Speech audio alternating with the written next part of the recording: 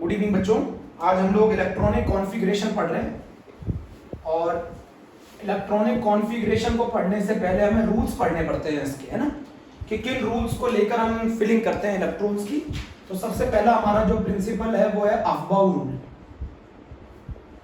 Aufbau किसी scientist का नाम नहीं था बच्चों, अफबाउ का नाम है बिल्डिंगअप। ये रूल ये कहता है कि सबसे पहले हम उस ऑर्बिटल को भरेंगे जिसकी एनर्जी सबसे कम होगी। सबसे पहले उस ऑर्बिटल को भरेंगे जिसकी एनर्जी सबसे कम होगी, बाद में उस ऑर्बिटल को भरेंगे जिसकी एनर्जी ज्यादा होगी। आपको मालूम है इलेक्ट्रॉन हर समय लोअर एनर्जी लेवल में रहना चाहते हैं। क्यों रहना चाहते हैं? क्योंकि उनकी स्टेबिलिटी ज्यादा होती है। अच्छा बच्चों, मैंने एक चीज और बताई थी आपको, जी तक नहीं जाना है। जी तक नहीं जाना है आपको। मान लो आपको मालूम है ना जी सबशेल जब कब होती है? जी सबशेल बच्चों आप लोगों को मालूम है जी सबशेल कब होती है? जब एल की वैल्यू 4 होती है। एल की वैल्यू जब 4 होती है तब जी सबशेल होती है। बोलो,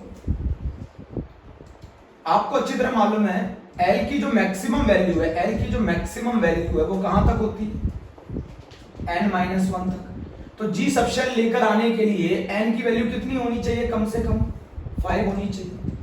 जी सबशेल लेकर आने की, जी का मतलब क्या है? l = n-1, तो 4 = n-1, तो n की वैल्यू 5 होनी चाहिए जी सबशेल के लिए।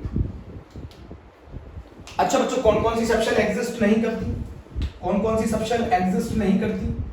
हमारी सबशेल जो एग्जिस्ट नहीं करती वो 1p नहीं करती, 2d नहीं करती, 3f नहीं करती, 4g नहीं करती। ये सबशेल हमारी एग्जिस्ट नहीं करती। 1p नहीं करती है, 2d नहीं करती है, 3f नहीं करती है, 4g नहीं करती है। ऐसा इसलिए है क्योंकि n की वैल्यू कभी भी l के बराबर नहीं हो सकती। n is always greater than l। बच्चों मेरी बात समझ रहे हैं? n is always greater than l। 1p exist नहीं कर सकता, 2d एग्जिस्ट नहीं कर सकता, 3f एग्जिस्ट नहीं कर सकता, 4g एग्जिस्ट नहीं कर सकता। n की value always greater than l होगी, क्योंकि आपको अच्छी तरह मालूम है l की जो मैक्सिमम वैल्यू होती है वो n-1 होती है। तो अगर हमें g सबशेल लानी है तो g सबशेल किस शेल में लाई करेगी? तो g सबशेल किस शेल में लाई करेगी? फिफ्थ शेल में लाई करेगी g सबशेल।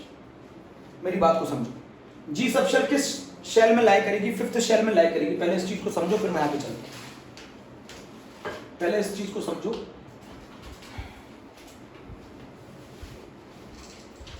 बच्चों जी सबशेल के लिए l की वैल्यू 4 होती है और l की जो मैक्सिमम वैल्यू है वो n-1 है। तो फिर n कितना होगा? जी सबशेल को एग्जिस्ट कराने के लिए n कितना होगा? 5 होगा। n की वैल्यू 5 होगी।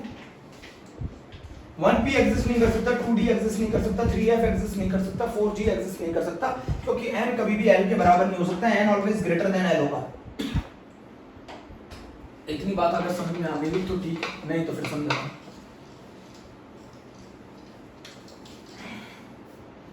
बच्चों मेरी बात समझना जरा, बच्चों जरा मेरी बात समझो। 1p एग्जिस्ट क्यों नहीं करता? क्योंकि n की वैल्यू भी 1 है और p के लिए l की वैल्यू भी 1 है। n कभी भी l के बराबर नहीं हो सकता। 2d क्यों एग्जिस्ट नहीं करता?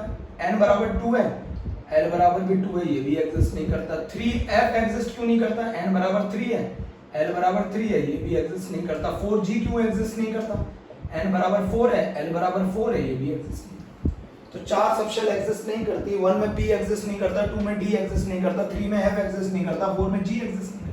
तो जी सबशेल को एग्जिस्ट कराने के लिए, जी सबशेल को एग्जिस्ट कराने के लिए आपके n की वैल्यू कितनी होनी चाहिए? बड़ा होना चाहिए n से। तो l बराबर 4, तो n की मैक्सिमम वैल्यू कितनी होती है? n-1। तो यहाँ 4 रखो, n मालूम चल जाएगा, n = 5। तो फिफ्थ शेल में जी सबशेल आएगी। बच्चों हम जी सबशेल को यूज नहीं करते, आपको मैं बता दूं हम इसको यूज नहीं करते कॉन्फ़िगरेशन में। उसका रीजन बता दूं, इसकी एनर्जी बहुत ज्यादा होगी, अभी आगे बता। जी सबशेल किस शेल में लाई करेगी? जी सबशेल हमारी फिफ्थ शेल में लाई करेगी। जी सबशेल हमारी फिफ्थ शेल में लाई करेगी। ये सारी सबशेल एग्जिस्ट नहीं करती। अच्छा ये बताओ, पी सबशेल कितने ऑर्बिटल से मिलकर बनी है? पी सबशेल 3 ऑर्बिटल से मिलकर बनी है। इन 3 ऑर्बिटल का नाम क्या है? px, py, pz। नंबरिंग क्या है? -1, 0, 1। पी सबशेल में आप कितने इलेक्ट्रॉन भर सकते हैं? मैक्सिमम 6 इलेक्ट्रॉन भर सकते हैं। डी सबशेल टोटल मिला के कितने इलेक्ट्रॉन है? 10 इलेक्ट्रॉन है मैक्सिमम। कितने ऑर्बिटल है? 5। 5 ऑर्बिटल से मिलकर बनी है ना डी सब शेल। -2 -1 0 1 2 कौन कौन से ऑर्बिटल है? dxy dyz dzx dx² -y² dz²। D subshell 5 orbital से मिलकर बनी है। पी सब शेल 3 ऑर्बिटल से मिलकर बनी है। एफ सब शेल कितने ऑर्बिटल से मिलकर बनी है? 14 इलेक्ट्रॉन आ सकते हैं मैक्सिमम। 7 ऑर्बिटल से मिलकर बनी है। कहीं पर भी अगर एफ सब शेल हो 1 2 3 4 5 6 7 तो इसमें 7 है। नंबरिंग बोलो -3 -2 -1 0 1 2 3। बोलो मैंने आपको सिखाया था कि कभी भी आपको अगर ऑर्बिटल को नंबर देना है तो वो हमें बताता है m, और m की वैल्यू होती है -l से 0 और 0 से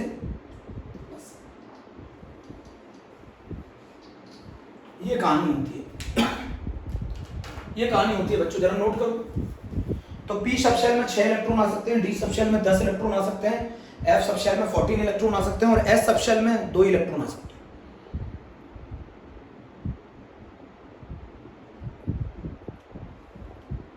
S सब शेल में 2 इलेक्ट्रॉन आ सकते हैं। G सब शेल में बच्चों उसकी बात नहीं करेंगे, G सब शेल तक अभी नहीं पहुंचना है, पहले F तक पहुंचा जाए। सब शेल के अंदर घुसकर अगर ऑर्बिटल को नंबरिंग करनी है तो मैग्नेटिक क्वांटम नंबर बताता है। सब शेल के अंदर घुसकर अगर ऑर्बिटल की नंबरिंग करनी है तो मैग्नेटिक क्वांटम नंबर बताता है। अच्छा एक चीज बताओ बच्चों, मैं पहले एक एनसीईआरटी का तरीका बता दूं, उसके बाद मैं तरीका बताऊंगा। अगर मैं n बराबर 1 लेता हूं तो सिर्फ l की एक ही पॉसिबल वैल्यू है। n बराबर 1 में सिर्फ एक ही सब शेल पॉसिबल है 1s। n बराबर 1 में सिर्फ एक ही सब शेल पॉसिबल है। अरे भैया n बराबर 1 में सिर्फ 1s पॉसिबल है। n बराबर 2 में 2s और 2p पॉसिबल है। n बराबर 3 में 3s 3p और 3d पॉसिबल है। f तक जाना है बस। n बराबर 4 में 4s 4p 4d और 4f पॉसिबल है। n बराबर 5 में 5s 5p 5d 5f possible है। g तक भी पॉसिबल होती है बट g यूज नहीं होता। n बराबर 6 में 6x 6p 6d 6f भी पहले ऐसे कहानी लिख लो। n बराबर 1 में f तक जाना है बस, f तक, क्योंकि g में कॉन्फ़िगरेशन जाता ही नहीं। हमें उसका रीजन बता रहा हूं। n बराबर 1 में 1s, n बराबर 2 2s और 2p, n बराबर 3 में 3s 3p 3d, n बराबर 4 में 4s 4p 4d 4f, n बराबर 5 में 5s 5p 5d 5f, n बराबर 6 में 6s 6p 6d 6f। अच्छा एक चीज बताओ बच्चों, आप ऑर्बिटल देखो, अगर आप हाइड्रोजन एटम की बात कर रहे हो तो हाइड्रोजन एटम में जो एनर्जी होती है बच्चों, जो एनर्जी होती है वो n से डिसाइड होती है, n से। जिसका n ज्यादा होगा उसकी एनर्जी ज्यादा होगी। अगर हाइड्रोजन एटम की बात कर रहा है, सिंगल इलेक्ट्रॉन स्पीसीज की बात कर रहा है बच्चों, ये स्क्रोडिंगर ने बोला था सिंगल इलेक्ट्रॉन स्पीसीज की अगर हम बात करेंगे तो उसके केस में एनर्जी को डिसाइड करने वाला फैक्टर n होता है। जैसे मान लो अगर मैं आपको 1s दे दूं, 2s दे दूं, 2p दे दूं, 3s दे दूं, 3p दे दूं, 3d दे दूं, तो इसमें n कितना है 1, इसमें n कितना है 2, इसमें n कितना है 2, इसमें n कितना है 3 3 3। तो बताओ n डिसाइड करता है, तो सबसे कम एनर्जी 1s की, 2s और 2p की एनर्जी बराबर होगी, 3s 3p और 3d की एनर्जी बराबर होगी, क्योंकि सिंगल इलेक्ट्रॉन स्पीसीज के केस में जो एनर्जी डिसाइड होती है वो किससे डिसाइड होती है? n से। सिंगल इलेक्ट्रॉन स्पीसीज के केस में एनर्जी डिसाइड होती है n से। बच्चों मेरी बात समझो, बहुत ध्यान से सुनना है। अब बताता हूं बच्चों, इधर सुनो, बहुत सिंपल है। एक तो सिंगल इलेक्ट्रॉन स्पीसीज का केस होता है, एक मल्टी इलेक्ट्रॉन स्पीसीज का केस होता है। तो अगर मैं बात करूं single electron species, single electron species में हम एनर्जी किसको देखकर बताते हैं? मेरी बात सुनो बहुत ध्यान से, ये वाला टॉपिक बहुत इंपॉर्टेंट है। सिंगल इलेक्ट्रॉन स्पीसीज में हम एनर्जी किसको देख के बताते हैं? सिंगल इलेक्ट्रॉन स्पीसीज में हम एनर्जी n से बताते हैं। जिसकी n ज्यादा होगा उसकी एनर्जी ज्यादा होगी। और सिंगल इलेक्ट्रॉन स्पीसीज होता कौन है? Hydrogen atom. बच्चों ये क्वेश्चन नीट में आया था 2017 में। बच्चों ये क्वेश्चन नीट में आया था 2017 में। सिंगल इलेक्ट्रॉन स्पीसीज के लिए एनर्जी n से बताई जाती है, n से। सही है बच्चों? तो जैसे मान लो अगर मेरे पास ऑर्बिटल 1s है, 2s है, 2p है, 3s है, 3p है, 3d है, तो ये जो नंबर जुड़ा होता है यही n को बताता है। इसमें 1 शेल है, इसमें 2 शेल है, इसमें 3 शेल। बोलो यहाँ 1 2 2 3 है ना, तो बताओ 1 से ज्यादा एनर्जी 2 की, बट इन दोनों की एनर्जी बराबर होगी। क्यों? दोनों में सेकंड शेल है, 2 से ज्यादा 3 वालों के, बट इन दोनों की एनर्जी, तीनों की एनर्जी बराबर होगी, क्योंकि सिंगल इलेक्ट्रॉन स्पीसीज के केस में एनर्जी n से डिसाइड होती है। बच्चों क्वेश्चन आया था फॉर हाइड्रोजन एटम, क्या ये ऑर्डर एनर्जी का सही है? आंसर सही। फॉर हाइड्रोजन एटम एनर्जी का ये ऑर्डर होता है। सिंगल इलेक्ट्रॉन स्पीसीज के लिए एनर्जी ऐसे बताई जाती है, सिंगल इलेक्ट्रॉन स्पीसीज के लिए एनर्जी ऐसे बताई जाती है। सबसे कम एनर्जी 1s की और 2s और 2p की एनर्जी बराबर 3s 3p और 3d। बोलो बच्चों 1s 2s और 2p की एनर्जी बराबर 3s 3p 3d। तो सिंगल इलेक्ट्रॉन स्पीसीज के केस में हम एनर्जी ऐसे बताते हैं n से। अब आप बोलोगे इंपॉर्टेंट बात क्या है, फिर से सिखा दूंगा मैं, सब कुछ बताऊं। सिंगल इलेक्ट्रॉन स्पीसीज के केस में 1s 2s 2p 3s 3p। बच्चों अब बात आती है मल्टी इलेक्ट्रॉनिक सिस्टम, जिसमें इलेक्ट्रॉन एक से ज्यादा होते हैं। मल्टी इलेक्ट्रॉनिक सिस्टम में एनर्जी कैसे बताई जाती है? मल्टी इलेक्ट्रॉनिक सिस्टम में एनर्जी बताई जाती है n+l से। जिसका n+l ज्यादा होगा उसकी एनर्जी ज्यादा होगी, जिसका n+l ज्यादा होगा उसकी एनर्जी ज्यादा होगी। Underline word multi electronic system, जहां एक से ज्यादा इलेक्ट्रॉन होंगे वहां एनर्जी बताई जाती है n+l से। बच्चों नोट करके पॉइंट लिखेंगे, नोट करके पॉइंट ये लिखेंगे, अगर n+l की वैल्यू सेम आ जाती है तो फिर किसको देखेंगे? फिर n को देखा जाएगा, फिर n को देखा जाएगा। फिर जिसका n ज्यादा होगा उसकी एनर्जी ज्यादा होगी, बट ये कंडीशन तब लगेगी जब n+l की वैल्यू सेम आ जाएगी। आप बोल रहे होगे बच्चों ये अलग क्यों बता रहे हो? बच्चों क्योंकि कॉन्फ़िगरेशन में रूल है, हम सबसे पहले उस ऑर्बिटल को भरते हैं जिसकी एनर्जी सबसे कम होती है। अब हमें मल्टी इलेक्ट्रॉन, हाइड्रोजन एटम के लिए तो एनर्जी ये बताई जाती है n से। हाइड्रोजन एटम के लिए, सिंगल इलेक्ट्रॉन स्पीसीज के लिए एनर्जी जो बताई जाती है बच्चों वो n से बताई जाती है, जिसका n ज्यादा उसकी एनर्जी ज्यादा। बट अगर बच्चों मल्टी इलेक्ट्रॉनिक सिस्टम ले लूं तो मल्टी इलेक्ट्रॉनिक सिस्टम में n+l दोनों के सम से एनर्जी बताई जाती है, जिसका n+l का सम ज्यादा उसकी एनर्जी ज्यादा। अब मान लो n+l सेम हो जाए, कंसीडर कर लें, लेट अस कंसीडर कि अगर n+l का सम सेम हो जाए, अगर n+l सेम हो जाए तो फिर किसको देखा जाएगा? n को देखा जाएगा। चलिए एग्जांपल से समझते हैं। बच्चों अगर मैं आपसे पूछूं मल्टी इलेक्ट्रॉनिक सिस्टम के लिए 1s 2s और 2p में से किसकी एनर्जी ज्यादा होगी? 1s 2s 2p और 3s में से किसकी एनर्जी ज्यादा होगी? n+l करिए, n+l करिए, इसका n+ आएगा 1+0, इसका n+l आएगा 2+0, इसका n+l आएगा 2+1, इसका n+1 आएगा 3+0। सभी बच्चों को याद हो गया होगा ना? l बराबर 0 s सब शेल, l बराबर 1 p सब शेल, l बराबर 2 d सब शेल, l बराबर 3 f सब शेल। सभी में n+l का सम कर दिया, इसका सम आ गया 1, इसका 2, इसका 3, इसका 3। तो सबसे ज्यादा एनर्जी किसकी होगी? 3 वालों की। तो सबसे कम एनर्जी 1s की, फिर 2s की। अब इन दोनों में एनर्जी का सम सेम हो गया भाई, सबसे कम एनर्जी 1 वाले की, फिर 2 वाले की। 3 में कंपटीशन है, 3 में ये दोनों आ गए, दोनों की एनर्जी का सम सेम आ रहा है 3 3। तो अब किसको देखेंगे? n को देखेंगे। किसका n बड़ा है? इसका, तो इसकी एनर्जी ज्यादा। अरे भैया n+l का जब सम सेम आ जाए तो फिर n को देखते हैं। अगर n+l का सम सेम आ जाए तो फिर किसको देखते हैं मेरे प्यारे बच्चों? n को देखते हैं। अगर n+l का सम सेम आ जाए तो फिर किसको देखते हैं? n को देखते हैं, n को। इसका n3 है, इसका n2 है, 3 वाले की एनर्जी ज्यादा, 2 वाले की कम। बट ये तो तब है ना जब n+l सेम आ जाए। और जिसका n+l, अच्छा ये बताओ सबसे कम n+l 1 का, देन 2 का, 3 में 2 कंपटीशन था, 3 में दोनों में कंपटीशन था, किसको देखा? n को। n इसका बड़ा था, इसकी एनर्जी ज्यादा। अब आपको मैं बता दूं, आप इलेक्ट्रॉन सबसे पहले किस ऑर्बिटल में भरेंगे? जिसकी एनर्जी सबसे कम होगी। इलेक्ट्रॉन उस ऑर्बिटल में जाना पसंद करता है जिसमें एनर्जी सबसे कम होती है। उसका रीजन क्या है? स्टेबिलिटी ज्यादा होती है। इलेक्ट्रॉन सबसे पहले किस ऑर्बिटल में जाना पसंद करेगा? जिसमें एनर्जी सबसे कम होती है। एनर्जी जिसकी सबसे कम होगी इलेक्ट्रॉन उसमें रहना। ऐसा करने से उसकी स्टेबिलिटी बढ़ जाती है ना। जिसकी एनर्जी सबसे कम उसमें इलेक्ट्रॉन जाता है, उसकी स्टेबिलिटी ज्यादा। बोलो अरे भैया, अब जब तक ये ऑर्बिटल नहीं भर जाएगा तब तक हम आगे वाले ऑर्बिटल में नहीं जा सकते।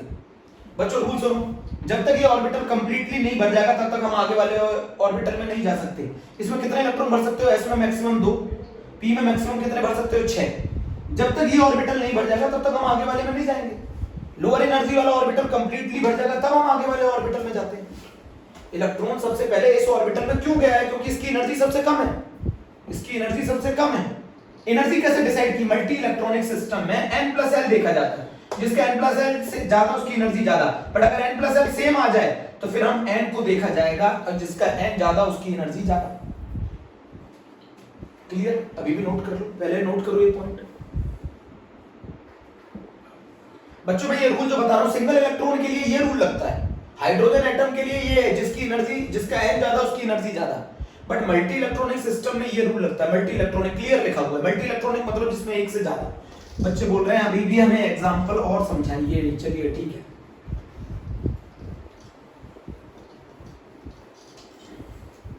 अच्छा मुझे एक चीज समझाओ, अगर मैं आपको दे दूं 3p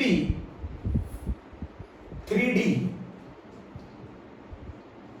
4s 4f 4p, ठीक है, 5s, इन सभी की एनर्जी को, मल्टी इलेक्ट्रॉनिक सिस्टम में इन सभी की एनर्जी को डिसाइड करना है, एनर्जी के ऑर्डर में लगाओ। तो एनर्जी के लिए क्या करते हैं? सबसे पहले n+l निकालते हैं। इसका n+l कितना हो गया? 3+1। इसका n+l कितना हो गया? 3+2। इसका n+l कितना हो गया? 4+0। इसका n+l कितना हो गया? 4+3। इसका n+l कितना हो गया? 4+1। इसका n+l कितना हो गया? बच्चों बताओ कितना आ रहा है? ये 4, ये 5, ये 4, ये 7, ये 5 और ये 5। अच्छा ये बताओ 4 4, तो सबसे कम एनर्जी किसकी होगी? 4 वाले की, फिर 5 वाले की, फिर 6 6 तो है ही नहीं, फिर 7 वाले की। इसमें बता रहा हूं ना। अच्छा 4 में कंपटीशन कितने में है? 4 में 2 में कंपटीशन है, 4s और 3p है ना। तो इसमें बताओ n किसका ज्यादा है? इसका n ज्यादा है। किसका? अगर एनर्जी सेम हो जाए तो 4 में कितने केसेस है? 2। इसका n ज्यादा है 4, इसका n कम है 3। तो आंसर आ गया 3p की एनर्जी सबसे कम, देन 4 का काम खत्म। अब 5 में कितने केसेस है? 5 में एक ये केस है, एक ये केस है, एक ये केस है। सबसे कम n किसका? इसका, 3d का, फिर इसका, फिर इसका। तो ये आंसर हो गया 3d 4p 5s। n+l same हो जाए तो उसके बाद n देखा जाता है, फिर 4f। ये ऑर्डर हो गया एनर्जी का, ये ऑर्डर हो गया एनर्जी का, 3p 4s 3d 4p 5s 4f। चलो अब मैं आपको एक तरीका सिखाता हूं, बहुत इंपॉर्टेंट। पहले ये चीज सीख ली तो इलेक्ट्रॉन सबसे पहले उस ऑर्बिटल में जाना पसंद करते हैं जिसकी एनर्जी कम होती है। सबसे पहले उस ऑर्बिटल को कंप्लीटली भरेंगे, देन हम आगे वाले ऑर्बिटल में जाएंगे। पहले इस क्वेश्चन को क्लियर कर लो। अगर n+l की वैल्यू सेम आ जाए तो फिर n को देखो। मल्टी इलेक्ट्रॉनिक सिस्टम में ध्यान रखना ये। मैं आपको तरीका बताता हूं, एक ट्रिक बताता हूं। सबसे पहले ये एनर्जी का ऑर्डर आप ऐसे ही लिख सकते हो। ट्रिक क्या है? ट्रिक है जो ns के साथ जुड़ता है वही np के साथ जुड़ता है। मतलब जो ns के साथ जुड़ेगा वही np के साथ जुड़ेगा। d के साथ जो जुड़ता है वो n से 1 कम होती है शेल। d के साथ जो जुड़ता है वो n-1 होता है। f के साथ जो जुड़ता है वो आउटर मोस्ट शेल से 2 कम होती है, n-2। रूल याद रहेगा। s के साथ जो जोड़ोगे n वही p के साथ जुड़ेगा। d के साथ जो जोड़ोगे वो 1 कम जोड़ोगे n से। मतलब अगर फोर्थ शेल है तो इसके साथ 3d जुड़ेगा। फोर्थ शेल क्या होती है? n, तो ये 3d होगा। और अगर मान लो f आ जाए, फिफ्थ शेल है, तो ये क्या हो जाएगा? मान लो ये सिक्स्थ शेल आ जाए तो 6 - 2 4। अभी भी नहीं समझे। जो शेल s के साथ जुड़ेगी वही p के साथ जुड़ेगी, d के साथ 1 कम जुड़ेगी, f के साथ 2 कम जुड़ेगी। अरे f सबशेल जो होती है वो आउटर मोस्ट शेल से 2 अंदर होती है, और जो d सबशेल होती है वो आउटर मोस्ट शेल से 1 अंदर होती है। समझो जरा बात को। रूल सुनो। रूल है सा लिखा, सब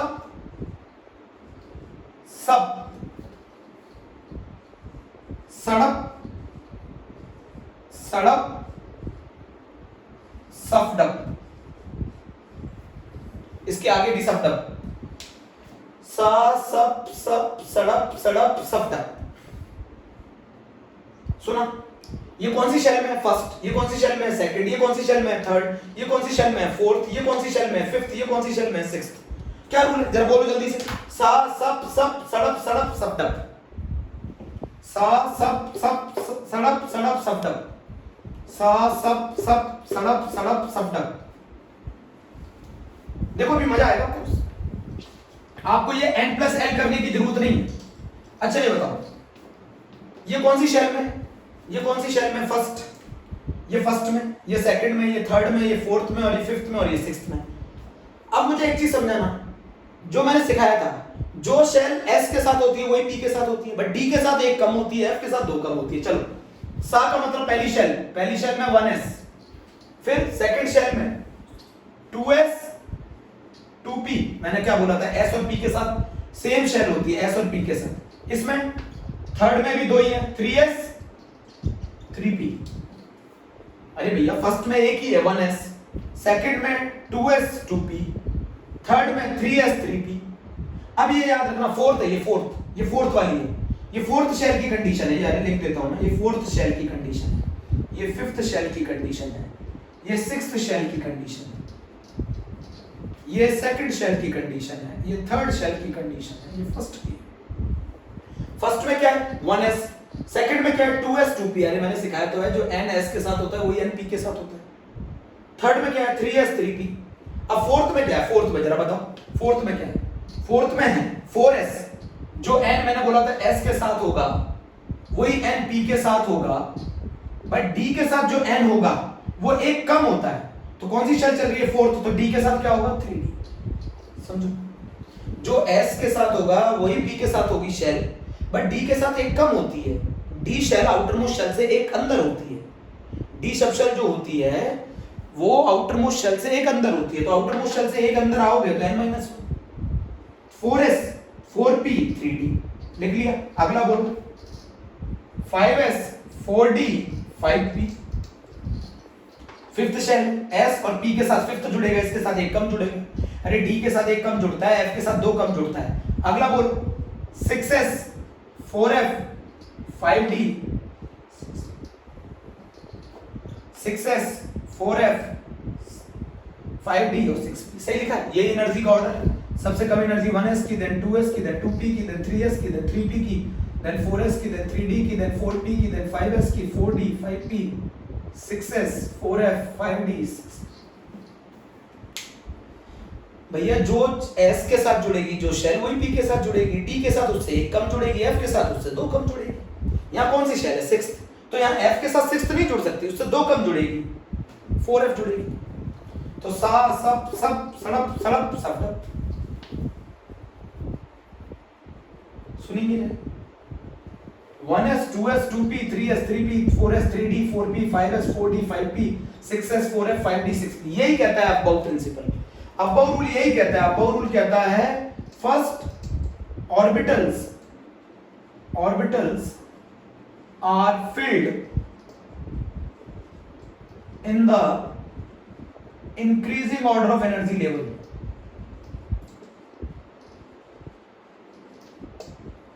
ऑर्बिटल्स को increasing order of energy level में बढ़ा जाता है।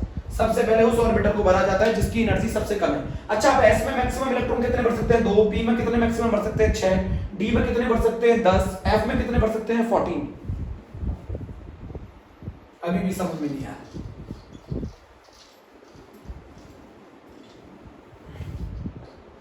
देखो मैंने आपको क्या सिखाया, s के साथ जो जुड़ेगा शेल वही p के साथ जुड़ेगा, d के साथ एक कम होता है, d पेनल्टीमेट शेल बोली जाती है। d के साथ जो शेल जुड़ती है वो आउटर मोस्ट से एक अंदर होती है।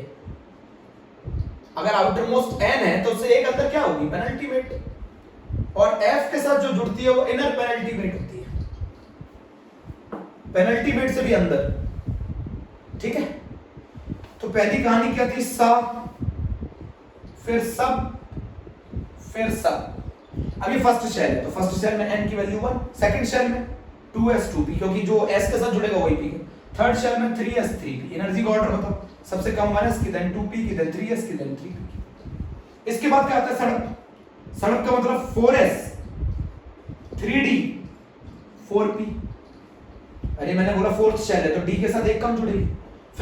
फिर सड़क 5s 4d 5p, फिर सब्टक 6s 4f 5d 6p। अब मान लो आपको मैं ये बता दिया ये एनर्जी का ऑर्डर है for multi electronic system. Multi electronic system में ये एनर्जी का ऑर्डर है। मल्टी इलेक्ट्रॉनिक सिस्टम में ये एनर्जी का ऑर्डर है बच्चों। सबसे कम एनर्जी 1s की, then 2s 2p 3s 3p 4s 3d 4p 5s 4d 5p 6s 4f 5d 6p। चलो एक और रूल बता देते हैं, एनसीईआरटी का भी तरीका बता देते हैं। चलो एनसीईआरटी का तरीका भी बता देते हैं। मेरा रूल तो हो गया बेटा, मैं तो इसी से करता हूं,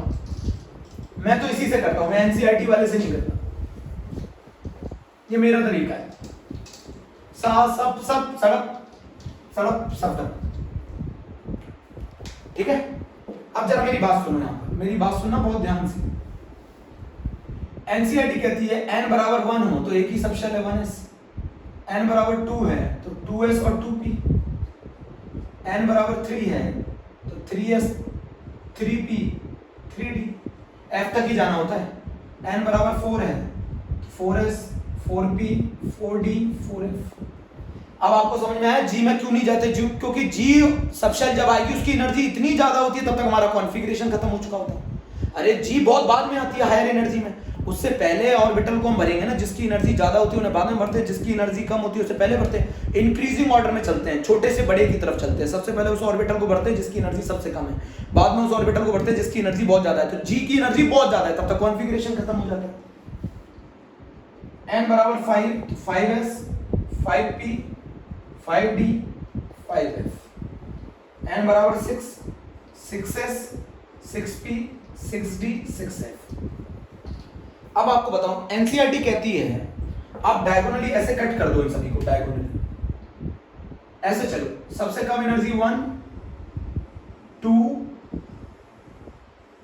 ये ऐसे एनसीईआरटी का कहना है।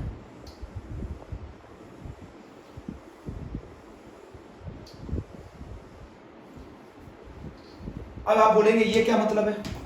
सबसे कम एनर्जी 1s की, फिर 2s की, और डायगोनली जो आएंगे डायगोनली उनमें जो ऊपर होगा उसकी एनर्जी कम, जो नीचे होगा उसकी एनर्जी ज्यादा। इन दोनों का n प्लस l सेम होता है, इसीलिए बोला गया ऐसा। सबसे कम एनर्जी 1s की, देन 2s की, 2s के बाद 2p की, फिर 3s की, फिर 3p की, देन 4s की। इन तीनों का n प्लस l सेम है। सबसे कम एनर्जी 3d की, 4p की, 5s की। तो सबसे कम एनर्जी 1s की, देन 2s की, देन 2p की, देन 3s की, देन 3p की, देन 4s की, देन 3d की, फिर 4p की, फिर 5s की, फिर 4d की, फिर 5p की, फिर 6s की, फिर 4f की, फिर 5d की, फिर 6p की, फिर 7s की। ये डायगोनली जो कट करेंगे उसमें जो सबसे ऊपर होगा उसकी एनर्जी सबसे कम और जो सबसे नीचे होगा उसकी एनर्जी सबसे ज्यादा। ये तीनों डायगोनली कट कर रहे हैं तो 3d की एनर्जी सबसे कम, 5s की एनर्जी ज्यादा। ये तीनों डायगोनली कट कर रहे हैं तो 4d की एनर्जी सबसे कम, 6s की सबसे ज्यादा। ये तीनों चारों डायगोनली कट कर रहे हैं, 4f की एनर्जी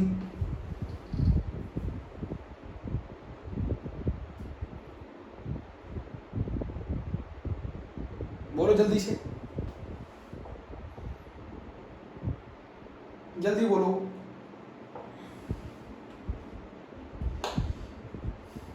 सबसे कम एनर्जी 1s की, देन 2s की, 2p की, 3s की, 3p की, 4s की, 3d की, 4p की, 5s की, 4d 5p 6s 4f 5d 6p 7s।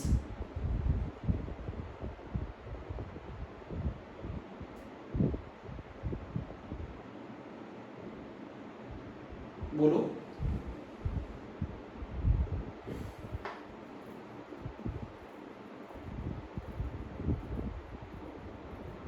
इसको ऐसे भी याद कराते हैं बहुत सारे लोग। स्कूल है ना, 1s 2s, फिर पब्लिक स्कूल 2p 3s, सुन लिया से 2p 3s 3p 4s। School public school से ये वाला तरीका रहने दो, फिर मेरी बात मानो। ये भी एक तरीका है बट मैं आपको बताना नहीं चाहता, छोड़ दो ही तरीके बहुत, छोड़ दो ये स्कूल वाला तरीका छोड़ दो। 1s 2s 2p 3s 3p 4s 3d 4p 5s 4d 5p 6s। तो ये एनर्जी का ऑर्डर है। मेरा तरीका आप पसंद करें तो बता देना मुझे, ये भी तरीका एनसीईआरटी का है, ठीक है। इसको और तरीके से कर देता हूं, जरा मैंने आपको भी समझा दिया है। n बराबर 1 हो 1s, n बराबर 2 हो तो 2s 2p, n बराबर 3 हो तो 3s 3p 3d, n बराबर 4 हो तो 4s 4p 4d 4f, n बराबर 5 हो 5s 5p 5d 5f, n बराबर 6 हो 6s 6p 6d 6f। सबसे कम एनर्जी 1s की, ऐसा डायगोनल लगा लो। फिर सबसे कम फिर एनर्जी किसकी, 2s की। इन दोनों में 2p की, देन 3s की, देन 3p की, देन 4s की, 3d की, 4p की, देन 5s की, 4d की, 5p की, 6s की, 4f की, 5d की, 6p की, और ये n बराबर 7।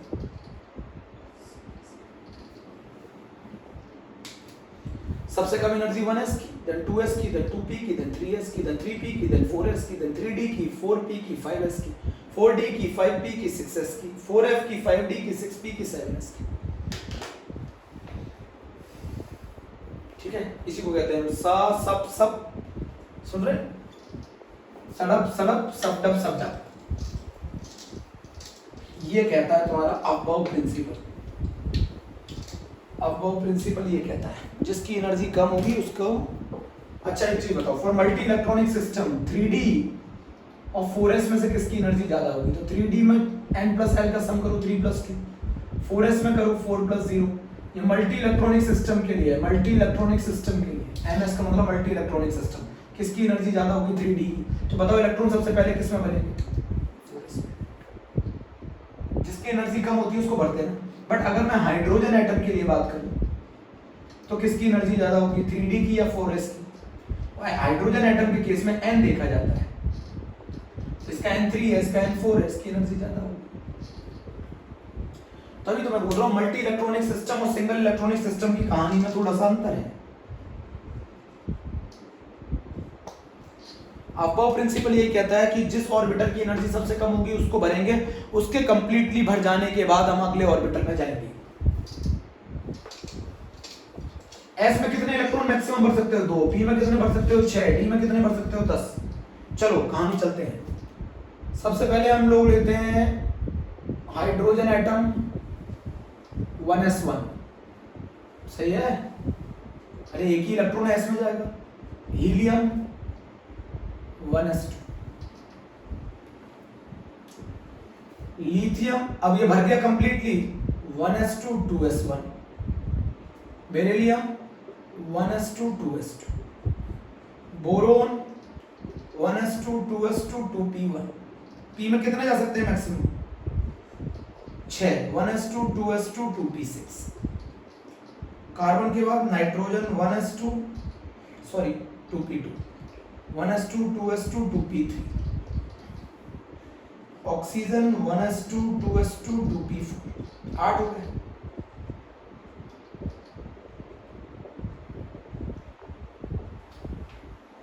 मैंने क्या बोला था? s में मैक्सिमम 2 इलेक्ट्रॉन भर सकते हो। s जब भर जाएगा तो p में जाएंगे।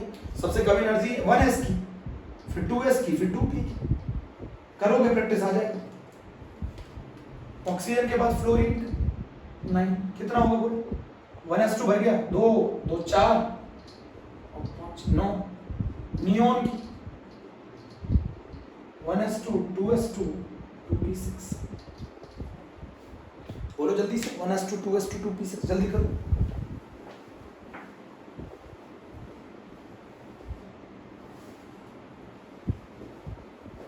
अब 2p भर गया, इसके बाद क्या आता है? 3s। अरे भैया सबसे कम एनर्जी किसकी? ऑर्डर याद करा करो ना। सबसे कम एनर्जी 1s की, फिर 2s की, फिर 2p की, फिर 3s की, फिर 3p की, उसके बाद 4s की, फिर 3d की, फिर 4p की। ये ऑर्डर याद नहीं हुआ? सा सब सब सड़प। इसमें मैक्सिमम कितने इलेक्ट्रॉन जा सकते हैं? इसमें मैक्सिमम कितने इलेक्ट्रॉन जा सकते हैं? इसमें 2 जा सकते हैं। s में 2 इलेक्ट्रॉन जा सकते हैं मैक्सिमम। पी में मैक्सिमम कितने जा सकते हैं? 6 इलेक्ट्रॉन जा सकते हैं। फिर एस में कितने जा सकते हैं? 2 इलेक्ट्रॉन जा सकते हैं। फिर पी में कितने इलेक्ट्रॉन जा सकते हैं? 6 जा सकते हैं। एस में कितने जा सकते हैं? 2 जा सकते हैं। डी में कितने जा सकते हैं? मैक्सिमम 10 इलेक्ट्रॉन जा सकते हैं। पी में मैक्सिमम कितने जा सकते हैं? 6 जा सकते हैं। तो इसमें 2 भर दिए, अब 2 भर गए तो अब अगले में जाएंगे 2s में, इसमें भी 2 भर दिए, 4 यहाँ पर खत्म हो गए, इसमें 2 खत्म हो गए, इसमें 4 खत्म हो गए, है ना? इसमें 10 खत्म हो गए, यहाँ 12 खत्म हो जाएंगे, यहाँ 18 खत्म हो जाएंगे, यहाँ 20 खत्म हो जाएंगे, यहाँ 30 खत्म हो जाएंगे, यहाँ 36 खत्म। बोलो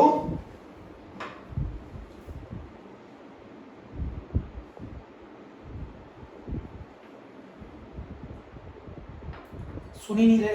10 भर गए, यहां तक भर जाते हैं, यहां तक नियोन तक 10 भर जाते हैं, नियोन तक।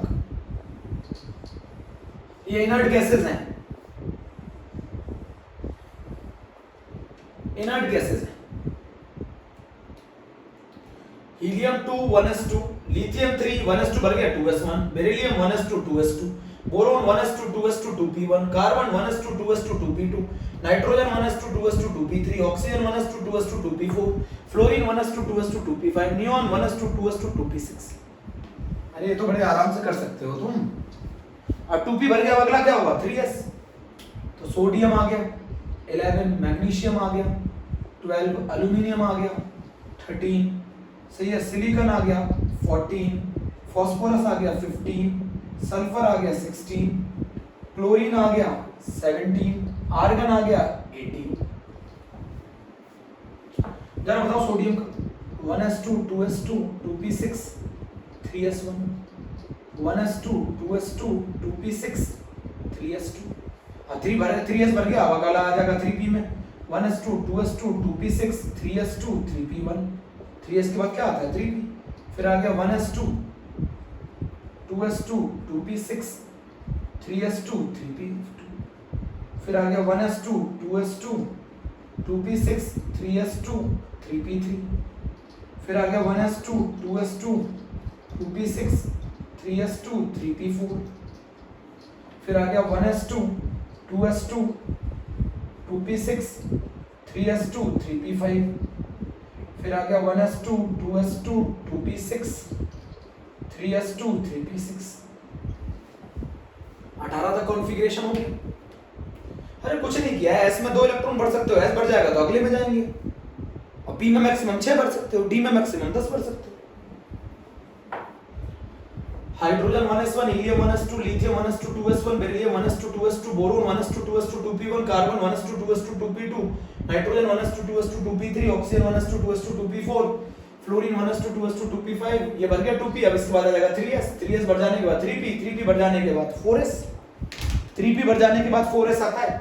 याद नहीं है? सड़क ये रफ कर दूं, नोट कर लिया हो तो नोट कर लिया हो तो रफ कर दूं।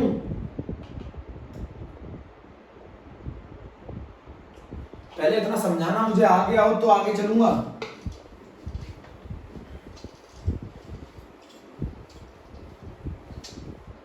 अब 18 चल, मैं आपको सिखा रहा हूं मेन। 18 तक हो गया।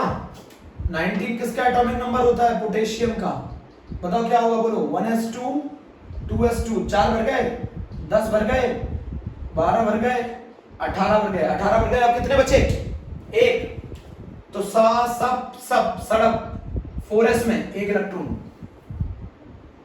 19 1s2 2s2 2p6 3s2 3p6 4s1।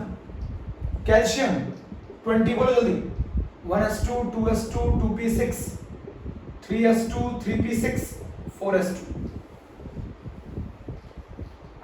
1s2 2s2 2p6 3s2 3p6 4s1। Calcium 20 1s2 2s2 2p6 3s2 3p6 4s2। अब 21 से 30 तक ट्रिक है, एटॉमिक नंबर याद करने की ट्रिक है बच्चों। 21 से 30 तक एटॉमिक नंबर याद करने की ट्रिक है। साइंस टीचर वेरी क्रूअल, मांगे फीस कोई नहीं कुछ जानता।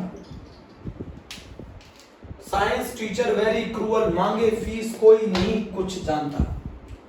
साइंस टीचर वेरी क्रूअल, मांगे फीस कोई नहीं कुछ जानता।